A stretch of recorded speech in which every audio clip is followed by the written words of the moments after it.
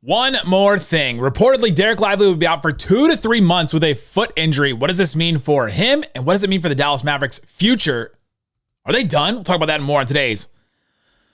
One more thing. I'm here because I have to be. Dallas is going to get a seat at the table. That's it. It's me versus the machine. Don't let his lightness take away from his quickness. You can rest later. You're young. And then recover here. Wait. One more thing. Will it never end for the Dallas Mavericks? Another injury report, another long-term injury for the Mavs. Welcome. You're still locked into the Dallas Mavericks. My name is Nick Angstadt, media member and NBA channel manager of the Locked On Podcast Network, your team every day. Today's episode is sponsored by Game Time. Download the Game Time app. Get this music in here. Create an account. Use the code LOCKEDONNBA for $20 off your first purchase. Today, I wanted to get into the Dereck Lively injury. It dropped on Wednesday, according to Shams Charania, that Dereck Lively has suffered a foot injury and that he will be out for 2 to 3 months. And there's a lot to unpack. There's a lot of things to go through with this. I want to talk about what it means for Lively, what it means for him. How worried are you about the Mavericks this season? In the comment section, if you're on YouTube or anywhere, go ahead and reply how worried you are about the Mavs season this year. Go through that. Well, let's start here. So the report is that Lively is going to be out for 2 to 3 months with a small fracture in his foot. And it's a huge blow to the Dallas Mavericks. It's in a bunch of different ways. A 2 to 3 month timeline means that Lively will be out until about April. 2 months, January, February, March, maybe the middle of March if it's great, and maybe he rehabs the end of March, and maybe he comes back slowly. They are not going to fast track this. There's no way I can see the Dallas Mavericks looking at this injury, a foot injury to a big man, and saying, all right, well, let's just get him back as soon as possible. We need him. This season is more important than his long-term future. That you don't do that about a 20-year-old big man that is perfect for exactly what you want to do and want to be. Has been an incredible ambassador for the Mavericks, has been great like in so many different ways, has also dealt with a lot of injuries, and we'll mention those. But I think this takes him until, all right, maybe he'll be out until the playoffs, and maybe even then. 2 to 3 months on a timeline is still just, all right, we got to see what it looks like. I guess it's okay. It's better, I guess, that I hate doing this. We've done this so many times this year. I guess it's a little better that it's a small fracture and not like something huge. But even still, a foot injury to a big man like this with a 2 to 3 month timeline basically says, all right, can the Mavericks make the playoffs? And if they do, can he come back and come off the bench at that point?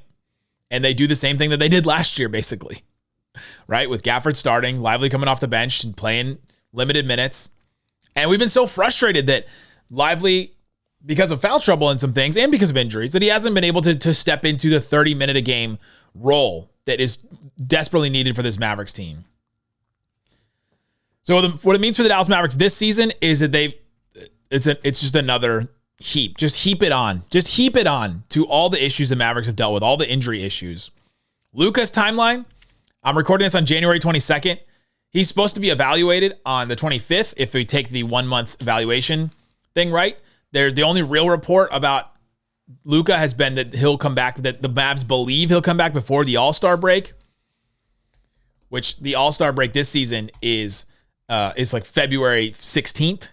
And so could be another 3 weeks for Luka, could be another 2 weeks for Luka. It's like this is what makes this so frustrating. I know you feel the same way. Unless you're a Thunder fan that feels really good about this, which I don't know, go to hell. The thing about this is we saw the light at the end of the tunnel of the Luka injury. They said, okay, 16th is All-Star weekend. Okay, well, the Mavs have a bunch of games through then, but he could come back for that homestand February 8th against Houston, Sacramento, Golden State, Miami. Those are the games right before the All-Star break. You started to see the light at the end of the tunnel for the Mavericks. And then you have Kyrie Irving had the back injury, and he was out for a little bit. You have all these other injuries right now. And so the Luka timeline plus Lively being out is brutal for the Mavericks in the short-term future. I mean, you're talking this next slate of games. Today against Minnesota, tomorrow against the Thunder, Boston on Saturday. Then you got the Wizards and the Pelicans. Then you got the Pistons who've been playing better, the Cavs. You have the Sixers, and then you have Boston again. And that's a road trip. There's a 5-game road trip right there. I mean, it's just a terrible slate. The Mavs are only right now, 3 games over 500? They've been able to stay kind of afloat, not even really, but kind of afloat because of the lead that they built up for themselves. And so this injury right now, because of how important Lively had been, he is the third or fourth most important player on this team, and the defense completely falls off when he's off the floor. It's not a death blow to the Mavericks, and I'm not going to go there. Like, I'm not going to completely go there. I made a joke at Nick Van Exit on all my socials that I was looking at Tankathon, and we'll talk about how worried you are about the Mavs and if we should start looking at the draft pick and all that kind of stuff. I made a joke about tanking. They're not going to do that. It's not going to happen. You'll get Luka back. Like, Luka is coming back. You'll get him back. You still have a bunch of other guys. And so they're not going to do that. So this is not a death blow to the Dallas Mavericks. I guess that's my big take right now. It's awful. It's brutal. It's another just heap it on to this terrible, no good, no bad luck Maverick season where most of the issues have been not to their own fault. Like, I know we want to talk about the trainer thing and, you know, Casey Smith leaving, and I've heard people talk about that, and people say, "Oh, this is the Mavericks ruined it. They messed it up." I don't know. Like, what does it? Can a trainer stop some of these injuries? I don't know. Maybe. Is preventative medicine that different from trainer to trainer that all of a sudden a trainer leaves and then all of a sudden all these guys get hurt? I don't know. I can't believe that. I can believe that it plays a part in it, and that Casey Smith was well regarded as one of the best trainers in the NBA. He was doing. I almost said he was doing training. He was helping out with Team USA. He was working for Team USA. They regarded him that well that he would do that. And then he leaves, and it's kind of a weird thing where I don't know if it was mutual and all that. And now the Mavs have all these injuries. So I'm not even going to go there where I saw the Mavericks ruined this season because of the Casey Smith fiasco. I don't know. But it's another death blow to this team, and it's another just bad luck injury that happened not on their own accord. The Mavs, you can blame Jason Kidd all you want for these next couple of losses that the Mavericks will probably have. You can blame Jason Kidd for the losses they've already suffered. But you can't tell me that he is more to blame than these injuries. And the injuries are not due to, it's not like he was playing Lively 40 minutes a game. It's not like he was Tom Thibodeau out there playing these guys a ridiculous amount of minutes. And so because of the timeline for Luka, it's not this injury to Lively is not a death blow to the Mavericks. But it is just another like knife. What is it? The death by 1,000 cuts. This. If it's death by 1,000 cuts, if it takes 1,000 cuts to kill you, to kill this Maverick season, this is cut like 777. Like, we're getting real close. Like, we're bleeding out. We're slowly bleeding out. In the short term, where do the Mavericks look at center? Their only healthy centers on the roster are Gafford and then Maxi. And I just heard, you know, in Star Wars where Yoda goes, I just felt, or Obi-Wan in the original one, when I just heard 1,000 voices screaming out in terror. So when I said Maxi's the only other center the Mavericks have, I heard all the Mavericks fans screaming out in terror. The Mavs have to look somewhere else. They have to get a buyout. They have to bring in somebody else. I would imagine one of the two-way guys, maybe it's Kessler Edwards or somewhere, is gone. They'll bring in, I don't know, maybe you Mavericks fans that were excited about Jamarian Sharp in preseason, maybe he'll get a chance. I haven't looked to see what he's been doing lately, but maybe he'll get a shot. They got to find somebody else because you got to have a stopgap.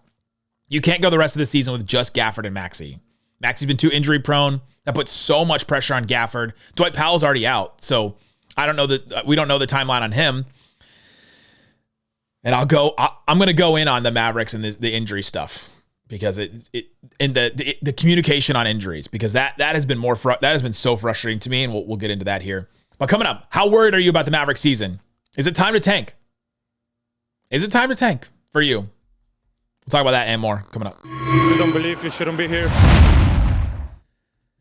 Today's episode of Locked On Mavs brought to you by Game Time. Download the Game Time app, create an account, and use that code LOCKEDONNBA. If you're in a point in your life where you're like, I don't want to think about the Mavericks anymore, I'm going to listen to this show and I'm going to hang out with you. Oh my God. The Mavericks game against the Timberwolves, tickets are being sold for $11 on Game Time. So if you wanted to come see the Mavericks, this is probably a chance for you to do it. But if you want to think about anything else, you've got Golden Knights at the Stars on Friday. If you want to go see that and go see a Stars game, they're on sale for $35 right now. And with Game Time, you know that you can use the view from your seat. You'll see exactly what you're going to get. You'll see exactly what your your ticket is going to be, what your view is going to be. You'll see exactly what the price is if you turn in the all-in pricing feature. I love that because it shows you exactly what you're going to pay at checkout. You won't get surprised by any of the fees. Take the guesswork out of buying tickets with Game Time. Download the Game Time app, create an account, use that code LOCKEDONNBA for $20 off your first purchase. Terms apply. Again, create an account, use that code LOCKEDON NBA for $20 off. Download Game Time today. What time is it? It's game time. Touche. Thanks for hanging out with me on Locked On Mavs. The one more thing, a bonus show for us today. We'll do another show. Slightly and I will have the post-game show tonight against the Timberwolves. We'll continue to do post-game. We'll continue to do 5 days a week. I mean, just because people give up on the Mavericks season, we're not. I mean, we'll still be here every step of the way. Dereck Lively out for 2 to 3 months, the timeline for his injury. How worried are you about the Mavs? In the comment section on YouTube, or go to my Twitter, or go to the YouTube community tab, or go to Instagram, or wherever you're at, Nick Van Exit, wherever you want to go. Scale of 0 to 5. How worried are you about the Dallas Mavericks? I'm at a 4 out of 5. 5 would be, I'm panicking. It's done. It's over. But like I said, it's cut number 777 or something, where it's not the end of the line. They're the light at the end of the tunnel. If I'm okay, a lot of you come to this show and they're like, man, I've actually heard from you in person. And you've said, you make me feel so much better about the Mavs news and all that. I'm going to attempt to make people feel better about this news. I'm going to attempt. It's very difficult. It's not easy. There's a scenario where Luka comes back. He's better. He had some rest. The Mavericks really slow rolled it. He got some rehab in. He got some conditioning in, and he's much better. Where Dante Exum comes back, and all of a sudden he adds something to the Mavericks too. Lively can come back end of March. He rehabs in the last couple of weeks of April is him slow rolling coming back. And he'll come back. If he's healthy, he'll come back seamlessly. His role is not something he needs a lot of rhythm. I mean, the defense is going to be something that they'll have to work on. But he comes back, and all of a sudden the Mavs are in the play-in and are in the play-in. They win in the play-in. They match up really well in their second round, and all of a sudden the Mavs are rolling again.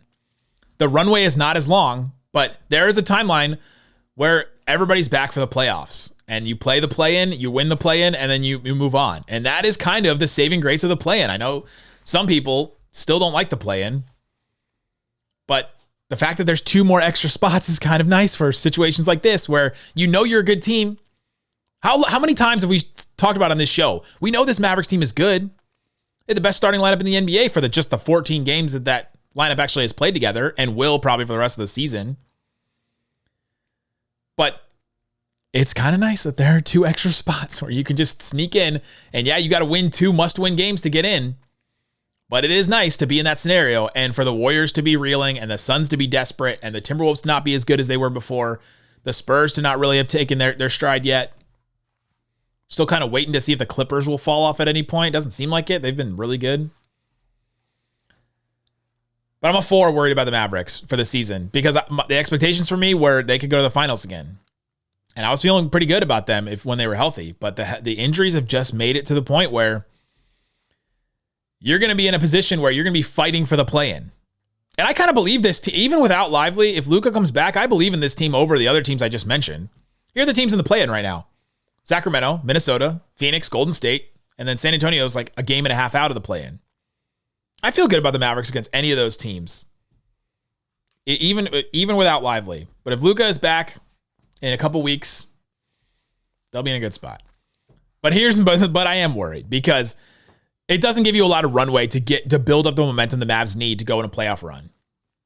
And that's the part that really stinks, is that you're with the Luka timeline, you were going to have that runway. Okay, it's going to take the last month of the season, the last couple months, and they ramp up into it, and then all of a sudden the Mavericks do what they do, go on a run, and they're rolling, they're playing their best basketball. Now you have to be playing your best basketball by as soon as Lively comes back.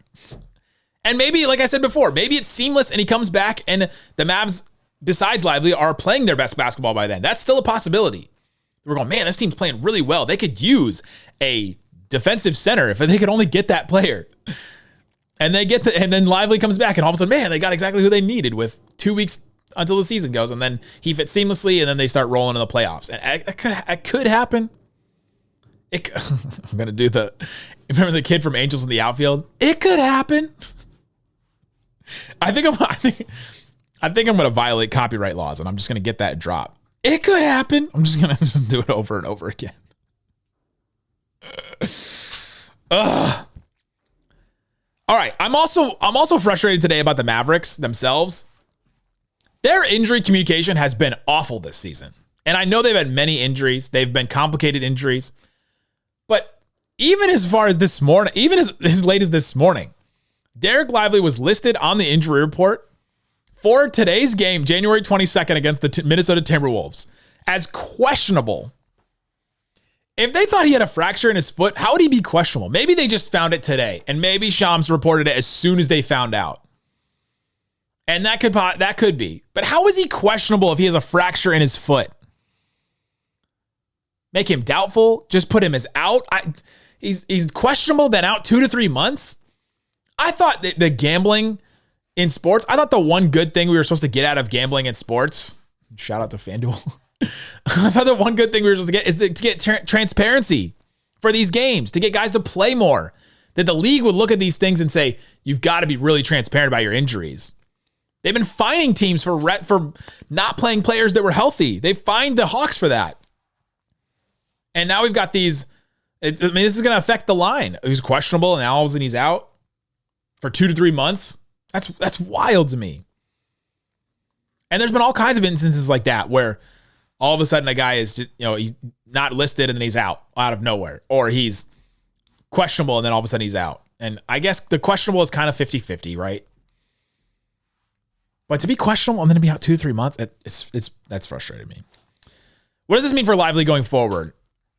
He could be back by the playoffs. He could, and he fits seamlessly with the Mavericks. Like I said, it might not take a lot for him to fit back into the rhythm of the Mavericks playing basketball. But a foot injury for a big man is not easy. And that's why I'm worried about him coming back. And that's why I'm not even looking at the 2 month. I'm looking at the 3 month. Because even if he's healthy by 2 months, they're going to rehab him and slowly work him back and slowly work him into minutes for that last month. And the 3 months would take us to April. Middle of April. End of April almost. And a foot injury is not easy for a big man to come back from. And Lively has now had a bunch of lower body injuries. Left ankle he was dealing with. He's dealt with a bunch of random injuries, like the face fracture, a neck injury, a contusion, like a back contusion, illness. Like he's dealt with all these random injuries that happened because of freak accidents. But he's now dealt with some lower body injuries that make me worried about his future and make me worried about him going forward. And I obviously, Mavs short term and maybe long term, you can't trade Gafford. You got to have him. You got to have another center. And I think that's something that the Mavericks can learn from this injury, is that Lively may be injury prone and you're going to need another viable center at all times with Lively. And so maybe for the next couple of years, maybe he doesn't reach the 30-minute a game center. All you need is just a serviceable backup. You're going to need an above average backup with him, which makes makes center a strength for the Mavericks. And that's something that they've needed for a while. But yeah, I'm concerned about his future. I'm not going to talk too much in depth in it until we learn more, until we hear from, guys like In Street Clothes or my guy Brian Suterer that know more about foot injuries and what it means and all that kind of stuff. I'm not going to speculate too much. I am worried about it. It's something that we're kind of stressing about. That's what it means for the Dallas Mavericks and everything going forward. Guys, thanks for hanging out with me on the One More Thing. It's a bonus episode. We got a show tonight after the Timberwolves game. Thanks so much for listening to Locked on Mavs.